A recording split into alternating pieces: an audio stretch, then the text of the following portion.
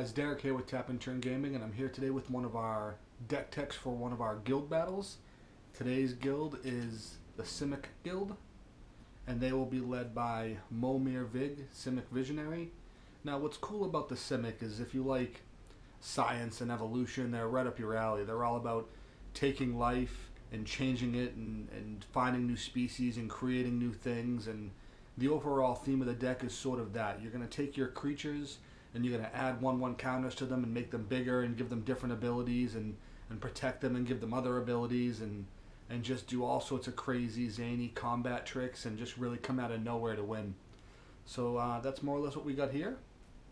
Simic Guild led by Momir Vig, and that's what we're going to have for today's guild battle, or today's guild deck tech rather.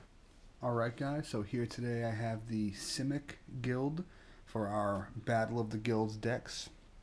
I'm going to go over the cards, why I made some of the choices, what they bring to the deck, and those kind of thing. So without further ado, here is the deck. First thing I'm going to do is go over the general and then the stipulation cards that we had to have. So first we have our general, Momir Vig. He's a 5-cost 2/2 elf wizard. He brings a lot to the table. Whenever I play a green creature spell, I can tutor for a creature card, and I can put that on top of my library. Whenever I play a blue creature spell, I can draw a card. So the way that more or less works is if I cast a blue-green creature, then I can tutor for any creature card, put it on top, and then draw it. And but I can also stack the triggers differently. I could draw the card first and then put a creature on top. So he brings a lot of value, whereas I can start turning all of my creatures into draws and into getting ahead of my opponent per se.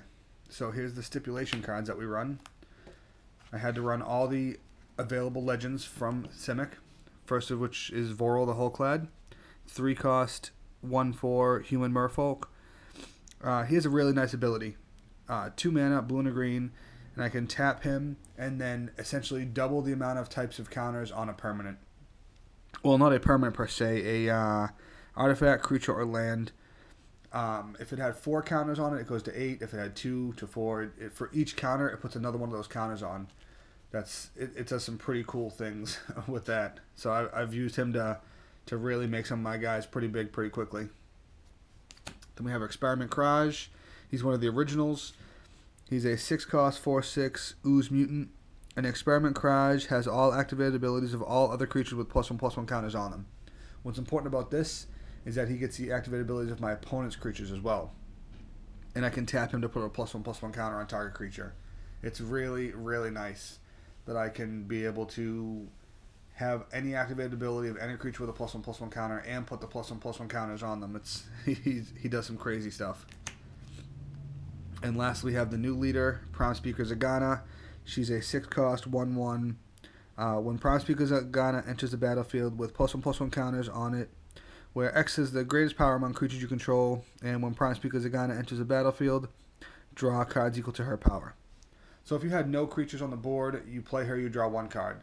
But if you have a 6/6 down, she's going to come in with 6 +1/+1 counters, or being a 7/7, and then you're going to draw 7 cards. The value she brings to this deck is really amazing. Once I have enough mana to be able to cast her, she's one of the first things I'll tutor up with Momir. What she brings to the table is really awesome. And we have the Guildmage, the Zameck Guildmage, 2-cost 2/2 elf wizard. 2 mana this turn. Each creature you control with a +1 enters the battlefield with an additional +1/+1 counter. So your guys come out a little bigger. Pretty cool if you're going to be casting a lot of guys or if you have some tricks coming in. And then 2 mana, remove a +1/+1 counter from a creature you control to draw a card.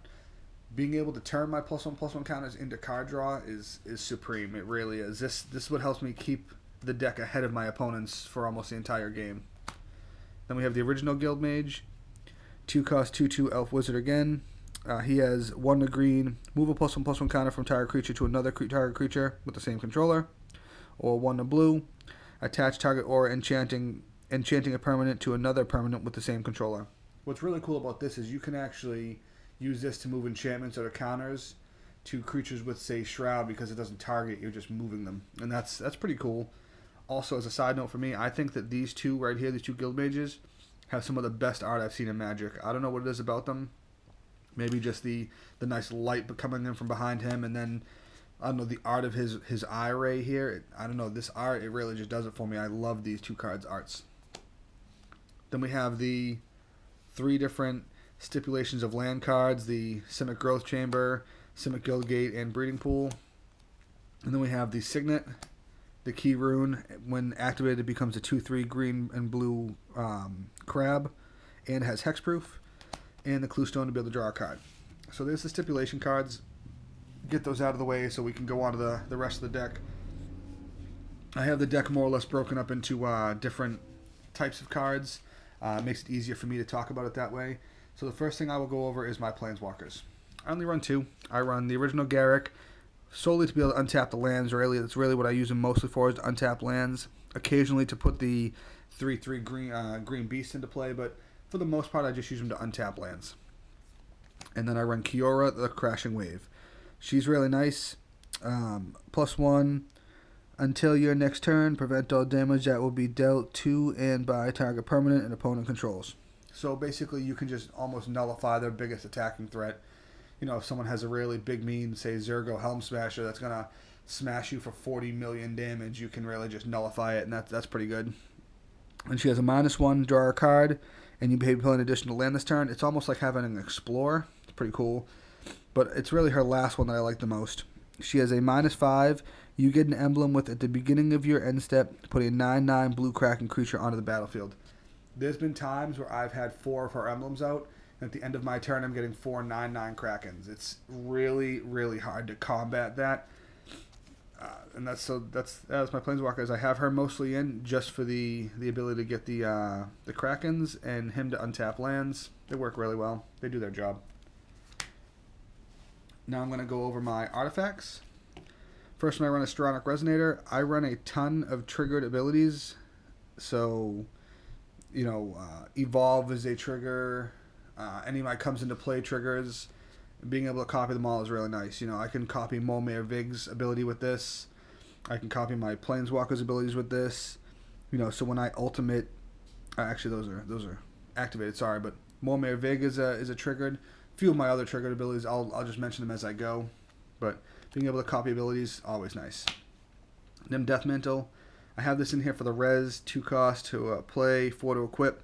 But you just leave it on the board, and when one of your creatures dies, if you have that 4 free mana, you pay it, res the creature right back, and attach to this so I get the +2/+2. That's really the only reason I have it in, is just for that occasional res that I'll get. And I have Ashnod's Altar.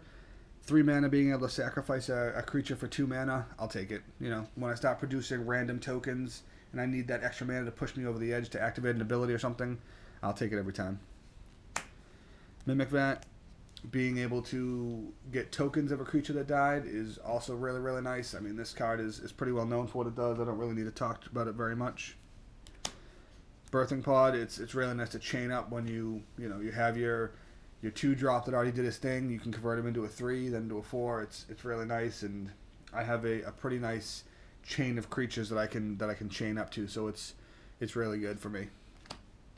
Conjurer's Closet, with all the graft and evolve and all that comes into play abilities that are in this deck, this is really, really nice to be able to reuse those abilities. The unfortunate circumstance is that if I use it on a creature that had a lot of +1/+1 counters, I'll lose them and go back to their original amount, but that's okay. A lot of times I'll be blinking out a Woodfall Primus or a Terastodon or a Primus because Zegana to get a lot of cards. This has held its value very well for me. And that just about finishes up my artifacts. I'm going to go over my enchantments. Defense of the Heart. For me, this is a staple in any green deck I play. It really just is. What I love about this card, what I really, really love about it, is for 4 mana you play it, it just sits there, and now your opponents can see it. They either have to deal with it and kill it, or they need to work around it and not get those 3 creatures, because when I crack this thing, if I pull out a Woodfall Primus and a Terastodon, it's going to make a big impact onto your board. So it's almost like a rattlesnake for the most part. Asceticism, being able to give my guys hexproof is really, really nice, and the occasional regenerate, I'll take it. Doubling Season and Primal Vigor, for the most part, serve the same purpose for me. They double the amount of +1/+1 counters I have, and if I would get a token into play, I will get double that many. I don't run Parallel Lives because Parallel Lives only affects the tokens coming into play, not the +1/+1 counters. And this does the +1/+1 counters and my tokens. Not that I produce a lot of tokens, but being able to double the amount of tokens I do play is really nice. So that's why I run both of these and not Parallel Lives. And Fable of Wolf and Owl. This is a nice little 6-cost blue-green enchantment. What I really like about this is whenever I play a green spell, I get a 2/2 green wolf token. Whenever I play a blue spell, I get a 1/1 blue bird token. It's really nice if you have down Momir Vig as well. So if I play a blue-green creature, I'm going to get a 2/2 wolf, a 1/1 bird, and I'm going to tutor for a creature and put it in my hand for having just those 2 cards down. It's really pretty cool. The amount of tokens that I've gotten from this card over the time is really nice. Considering its 6 mana cost is a little steep, but if it can produce me 3 or 4 tokens, I really found the value in it. So that's more or less why I have it. And that finishes up my enchantments. Now I'm going to go on to my sorceries and instants. I think for the most part they're all sorceries, but that's okay. I don't think I run any instants actually. So I run Regrowth, obviously getting cards back, great. Recollect, same exact thing, but 1 more mana. Genesis Wave is, you know, it's very well known. For me, it's another one of those green staples. I'll play this in every deck with green. Play the 3 green, invest another 10 into it, flip the top 10 cards in my library, put everything that costs 10 or less onto the battlefield. It's, you know, it's really good. Once you get past, in this deck, once you get to 8, you can cast anything in the deck. So I know that if I cast it for 8, there's nothing that it will whiff on. So if I cast it for 8, 9, 10, 11, 12, and so on, it's going to be nothing but success, unless it hits a sorcerer instant, but that's fine with me. Tooth and Nail, amazing card. Everybody knows what this does. Another green staple. Cast it, put 2 creatures from your hand into onto the battlefield, or tutor for 2 creatures, and then you can entwine it and do both. Now, what's really cool about it that I don't think a lot of people take into consideration is that if you entwine it, you can tutor for 2 creatures and put 2 creatures into play, but they don't have to be the same creatures. You could tutor for 2, put one of those into play and one that was already in your hand, so it doesn't necessarily have to be the 2 that you tutored for, and I like that about it. Boundless Realms, who doesn't love doubling the mana? This gives me 1 land from my deck straight into play for every land I control. Granted, the lands I'm searching for have to be non-basic, but that's really fine with me. And Primal Surge. A lot of people don't like this card. I really find it to be almost a game ender for this deck. If I'm falling behind, I cast this, I'm probably going to win. It has a pretty high success rate because I only run 5 other sorceries or instants. Granted, they are all sorceries, but I only run 5 other non-permanent things in the deck besides my Primal Surge. So it's going to be pretty effective. And you know, if I'm playing this turn 10 when I can actually cast it, and I've already cast 2 of these, then there's only 3 that I could probably hit. So it's really good. And just being able to flip my entire deck pretty much, very, very nice. Now I'm going to go over my lands, talk about my land base a little bit here. So I run, you know, a bunch of islands. I'll count them out for you once I get to the end of them. So I run 1, 2, 3, 4, 5, 6, 7, 8, 9, 10, 11, 12, 13 islands. And I run 1, 2, 3, 4, 5, 6, 7, 8, 9, 10. I run 10 forests. And then I run a Thornwood Falls, Misty Rainforest, Tropical Island, Command Tower, Transguild Promenade, Rupture Spire. And those are all my dual lands / trial lands / basic lands / you know, every color land I could probably need. Then we have, these are my tech lands, you know, lands that aren't there necessarily for the mana, but they provide some sort of utility to the deck. And first one is Alchemist Refuge, because I can give all my non-land cards flash land a turn. That's awesome. Terramorphing Expanse and Evolving Wilds to get those proper colors out. Reliquary Tower for the infinite hand size. Llanowar Reborn, because it has that graft, so it comes in with a +1/+1 counter, and I can move that +1/+1 counter where I need to. It's actually a pretty nice utility ability that people don't necessarily think about. You know, when I can cast my 2-cost 2/2 Guildmage and turn him into a now 2-cost 3/3 Guildmage, that one little power makes a difference. Also, when I cast a creature with an activated ability and I put the +1/+1 counter onto it, and now Experiment Kraj can use their ability, it really is pretty cool. And Mosswort Bridge, pretty well-known card, I think. For me, it's another one of my green staples. I cast this. Oh, well, it's a land, so I don't cast it, but I put it into play. I flip the top 4, or don't flip, but I look at the top 4 cards in my library, and one of those cards I can essentially hide away under this. Once I have 10 power worth of creatures on the board, pay a green, tap this, and I can cast that card for free. So anytime I can do something for free, I'm usually going to do it. And that more or less goes over my lands. Now on to the last group of cards I have over here, and that is the creatures. So there's going to be a lot of abilities going on here. First thing we have is Gyre Sage, 2-cost, 1/2 with Evolve. So it comes in as a 1/2, and it can tap for 1 green mana, tap to add 1 green mana to my mana pool for each +1/+1 counter on it. So at base value, it does nothing. It's just a 2-cost, 1/2. But once I've played 2 or 3 creatures bigger than this, and it can tap for a 3 or 4 mana, it's really, really helpful.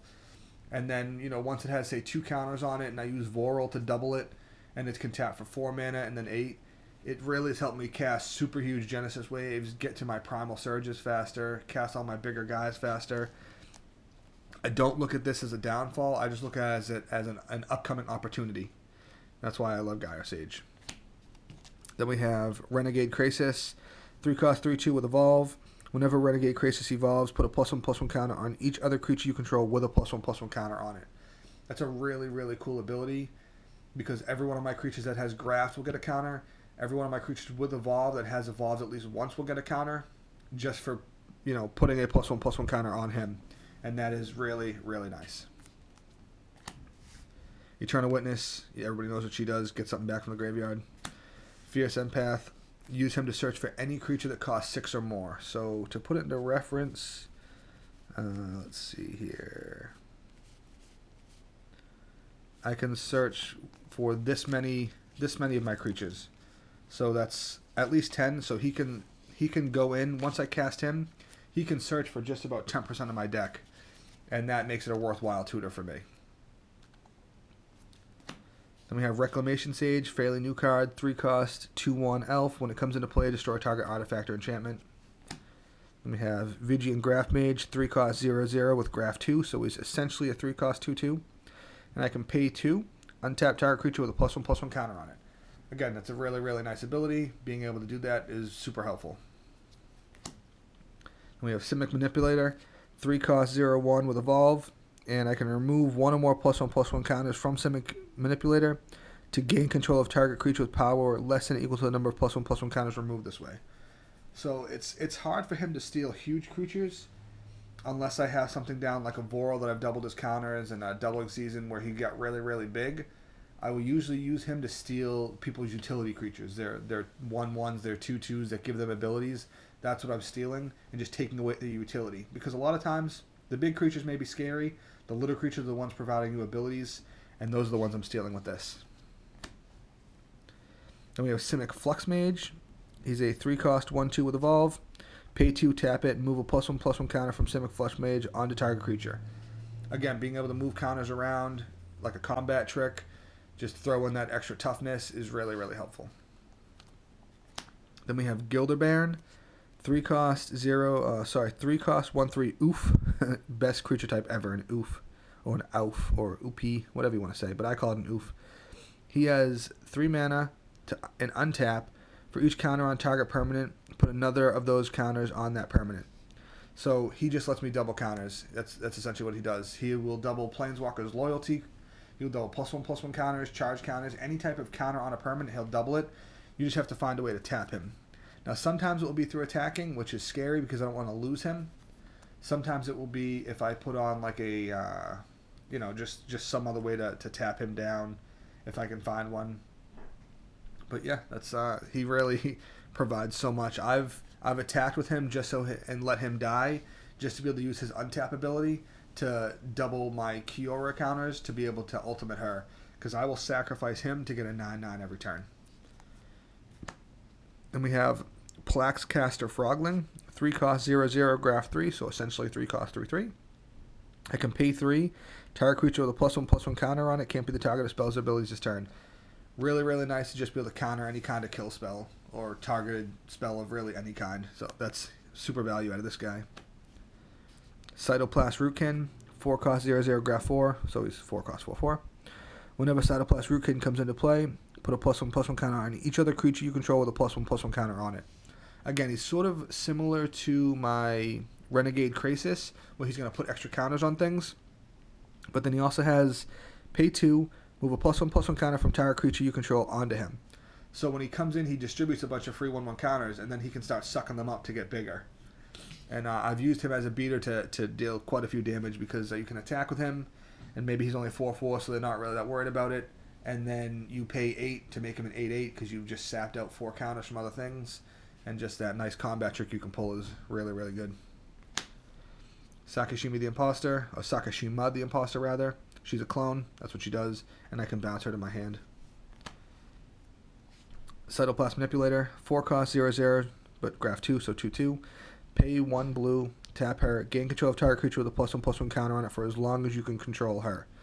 I've used her to gain control of 5, 6, 7 creatures at a time, and then when my opponent was going to kill her, I just sacrificed them all to like an Ashnod's Altar and just wiped them all out. But being able to steal creatures, very, very nice. Archaeomancer, get back one of my sorcerers or instants. Clone, it's clone. Phyrexian Metamorph is Phyrexian Metamorph, another clone. Solemn Simulacrum, 4 cost 2/2. When he comes in, get a land. When he dies, get a card. Pretty well known. Fathom Mage, this creature is awesome. What she's done for this deck has been amazing in all the testing and all the play I've done with her. But she is a 4 cost 1/1 with Evolve, and whenever a +1/+1 counter is placed on her, I can draw a card. Every time she evolves, I get a +1/+1 counter. Every time she evolves, I get a card when she gets that +1/+1 counter. Or if I just put more on her, she gets more card draw. It's great. It also says whenever a +1/+1 counter. So if I use Vorel, if she has 2 +1/+1 counters on her, and I use Vorel to double it, which will put 2 more 1/1 counters, I'll draw 2 cards. It's not, because of the wording, it's not whenever counters are placed on her, it's whenever a +1/+1 counter. So if 3 counters go on her, I will draw 3 cards. Master Biomancer, 4 cost 2/4. Each other creature you control enters the battlefield with a number of additional +1/+1 counters on it, equal to Master Biomancer's power, and as a mutant in addition to its other types. This guy is crazy. I've used Experiment Kraj and some of my other grafty creatures to put 3 or 4 creatures on him, 3 or 4 counters on him. When he has 4 counters on him, and you're dropping a guy that gets an additional 4 +1/+1 counters, whenever he comes in, it starts to give you a lot of power very fast. And it's been really nice. People don't really pay attention to him because he doesn't do much on his own, but the amount of counters he brings, really, really good. Indrik Stomphowler, 5 cost 4/4. When he comes in, destroy target artifact or enchantment. Acidic Slime, 5 cost 2/2. When he comes in, destroy target artifact, enchantment, or land, and he has Death Touch. Seedborn Muse, untap all permanents you control during each other player's untap step. Really, really awesome. Teferi, Mage of Zhalfir. He has Flash, gives all my creature spells Flash, and my opponents can only play spells on their turns, and only not during combat. This basically limits my opponents to only be able to play spells during their main 1 and main 2. They can't play anything during their untap or combat. Usually he needs to be dealt with. Once he hits the board, people want to deal with him immediately. And he's awesome. He really is. People see him, they want to just kill him immediately. And I don't blame them. Mnemonic Wall, get back a sorcery or instant. Murkfiend Liege. He's similar to Seedborn Muse, but he's a 5 cost, 4/4. Other green creatures you control get +1/+1. Other blue creatures you control get +1/+1. And untap all green and or blue creatures you control during other players' untap steps. So he won't untap my lands, but he'll untap all my blue and green creatures, which is my entire deck except my 1 or 2 artifact creatures. Kruphix, God of Horizons, 5 cost 4/7, God, indestructible. As long as my devotion to green and blue is 7, he's not a creature. Or he isn't a creature till I have 7 devotion. I have no maximum hand size, and if unused mana would empty from my mana pool, it becomes colorless mana instead. He's really, really good. He sits there, I have no maximum hand size, and what I'll do with him is at the end of my opponent's turn, if I have like 4 or 5 mana untapped, I'll just tap it all and add it to my mana pool because he'll keep it around forever. I've had 20, 25 mana sitting around with him waiting for a Genesis Wave or waiting for one of my guys with a colorless ability. He's really, really good. Prophet of Kruphix rather. Everybody knows how good she is. 5 cost, 2/3. Untap all creatures and lands you control during each other player's untap step. and you may cast creatures as though they had flash. It's basically as if Teferi and Seedborn Muse had an awesome baby, and this was it. She's amazing. She really is. And you pair her up with Kruphix, and I'm going to have tons and tons of colorless mana lying around. Deadwood Treefolk. He's a 6-cost, 3/6 with Vanishing. When Deadwood Treefolk enters the battlefield or leaves the battlefield, return another target creature card from your graveyard to your hand. So he's going to get me at least 2 creatures back from my graveyard to my hand, and that's, I'll take him just for that. Soul the Harvest. He's a 6-cost, 6/6 with Trample, and whenever another non-token creature enters the battlefield under my control, I can draw a card. I have a lot of creatures that will come in, so I'll draw a lot of cards. Novijen Sages. 6-cost, 0/0 Graft 4, so 4/4. I can pay 1, remove 2 +1/+1 counters from among creatures I control to draw a card. That's really nice to be able to draw a card for 1 mana. What's really nice about it is that I don't have to take them from the same creature. It just says from among creatures I control, so I can take them from anywhere. Super, super helpful. Deadeye Navigator, everybody knows what he does. He pairs with somebody, he blinks them. I have a few guys this comes in handy with. It comes in handy with Prime Speaker Zegana. It comes in handy with all of my guys that destroy stuff, or Solemn Simulacrum to get lands, or Terrastodon to kill stuff, or Woodfall Primus to kill stuff. He probably should be banned. This card probably should be banned for how good it is and how abusable it is in pretty much any blue deck. Steel Hellkite, another one of my artifact creatures that's colorless. 6-cost, 5/5 flyer. He can pump. I don't care about the pumping. I use him solely for the destruction. This deck can take out a lot of artifacts and enchantments. What I can't deal with on the regular is creatures and planeswalkers and lands. So being able to get rid of those permanents that I can't get rid of are very nice. Not that he can destroy lands, but being able to kill my opponent's permanents that I can't deal with regularly is super, super helpful. Progenitor Mimic. This is Clone's bigger, nastier brother.